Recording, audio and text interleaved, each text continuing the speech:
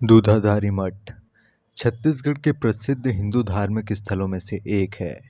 यह रायपुर का खासा आकर्षित करने वाला पर्यटन स्थल है। यह मठ अपनी शानदार स्थापत्य कला के लिए भी जाना जाता है।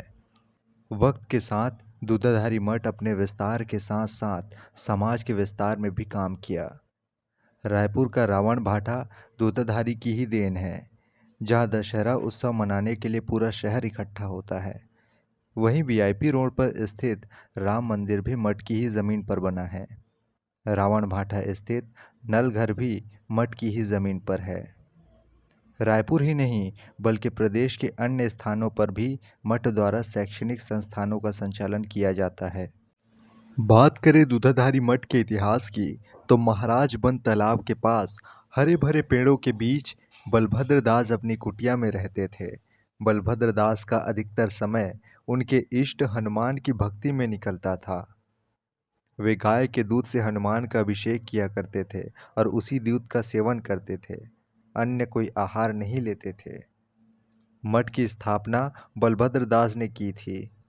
आसपास के लोगों ने देखा कि बलभद्र दास सिर्फ दूध का सेवन करते हैं और तब से उन्हें दूधाधारी के नाम से जाना जाने लगा और यहीं से मठ का नामकरण हो गया, दूधाधारी मठ।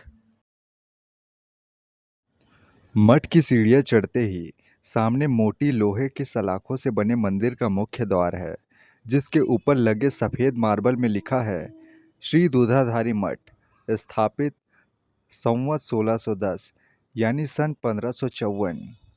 मठ भले ही ब्रिटिश काल से पहले स्थापित हुआ था, लेकिन आज दिखाई देने वाले मठ का निर्माण ब्रिटिश काल में हुआ था, जिससे मंदिर को बाहर से देखते ही मन में ब्रिटिश काल की झलक सामने आ जाती है। यूँ तो मठ में बलभद्र दास के बाद कई महंत हुए जिन्होंने मठाधीश का पद संभाला।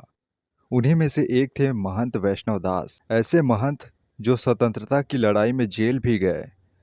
उस समय ऐसा कोई भी निर्णय लेने से पहले मठ संगठन की सहमति लेना जरूरी माना जाता था। लेकिन जब महंत वैष्णव दास ने जेल जाने की सूचना संगठन को दी, तब उन्होंने कहा, स्वतंत्रता के लिए मैं जेल जाऊंगा, यह मैं आपसे अनुमति लिए नहीं, केवल सूचना के बतौर कह रहा हूँ। महंत वैष्णव दास ही थे जिन्होंने महिला उच्च शिक्षा के लिए एक बड़ा कदम उठाया था। इन्होंने ही रायपुर में डीबी महिला महाविद्यालय और संस्कृत महाविद्यालय की शुरुआत की। मुख्य द्वार पार करने पर ऊपर में देखें तो लकड़ी का स्तंभ छत को संभाल रहा है, जिसके बाद मुख्य द्वार से भी बड़ा दरवाजा बना है जो लकड़ी का है। उसे छूने मात्र से आपको उसके भार का अंदाजा हो जाएगा। लकड़ी का दरवाजा पार करते ही एक सीध में छोटे छोटे मंदिर है, जो कि वहां बन रहे महंत के चिन्ह हैं, जिन्होंने मठ में अपनी सेवा दी है। इन छोटे मंदिरों से जरूर मुख्य मंदिर का मुख छुप जाता है। भगवान के दर्शन इनको पार करने पर ही होता है। मंदिर प्रांगण में मुख्य 3 मंदिर हैं। सबसे बड़ा राम जानकी मंदिर, उसके बाद श्री बालाजी मंदिर, अंत में सबसे छोटा पर सबसे मुख्य हनुमान मंदिर। हनुमान मंदिर सबसे पहले बना था, इसलिए सबसे छोटा है।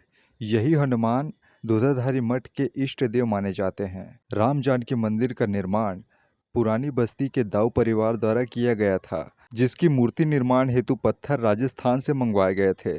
वही श्री बालाजी मंदिर का निर्माण नागपुर के भोंसले वंश द्वारा कराया गया था। चारों ओर ऊंची दीवारों से घिरा हुआ मठ एक किले की तरह है। उन दीवारों के ऊपर जाने की सीढ़ियां भी है, जिसे देखकर ऐसा लगता है मानो पुराने समय में दीवारों के ऊपर निगरानी की जाती हो। मठ की महत्ता को और बढ़ाते हुए मठ प्रांगण में पुराना कुआं भी है, जिसका उपयोग आज भी किया जाता है। इन सब के अलावा मठ में एक छात्रावास भी है, जहां विद्यार्थियों को रहने खाने की सुविधा निःशुल्क दी जाती है।